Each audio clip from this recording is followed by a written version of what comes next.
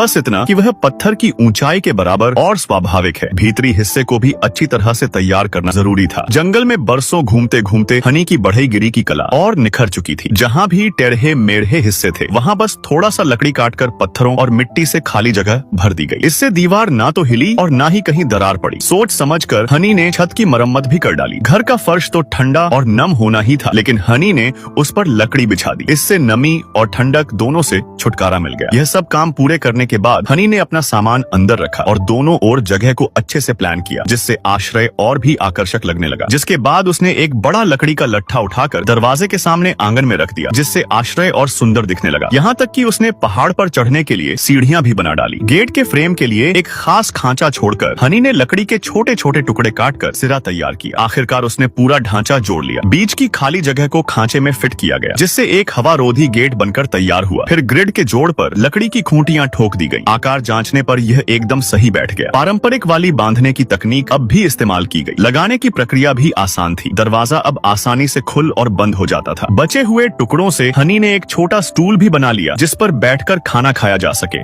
और आराम किया जा सके। नए घर को जीवंत और आकर्षक बनाने के लिए उसने जंगल से 2 पौधे लाकर आश्रय के दोनों ओर लगा दिए। हरी भरी झटा से माहौल और भी सुंदर हो गया। अचानक जैसे कोई नया दृश्य सामने आ गया। इसके बाद हनी ने एक चूल्हा बनाया। भीतर की मिट्टी की परत ने आंख को सुरक्षित ढक दिया। उसने आंगन के एक कोने में चूल्हा रखा और लकड़ी का चूरा जलाकर आग सुलगा दी। हनी ने दिन का खाना बनाने की तैयारी शुरू कर दी। खाने की बात करें तो उसके पीछे का पहाड़ी इलाका संसाधनों से भरा पड़ा था। वहाँ खोजकर उसने कई सारे घोंघे शंख इकट्ठे कर लिए थे। विभिन्न सामग्रियों की भरमार उसके आनंद के लिए काफी थी। कटे हुए सामान को उसने बुझते कोयलों पर भून लिया। इन पकवानों की खुशबू और स्वाद देखकर किसी का भी मुंह पानी से भर जाता। भोजन तैयार करने के बाद हनी आराम से पीछे हट गया। यहाँ तक कि धुंधले आसमान में भी वह बाहर लेटकर चांदनी का मजा ले सकता था। जो लोग तन्हाई पसंद करते हैं उनके लिए यह पल सच में खास था।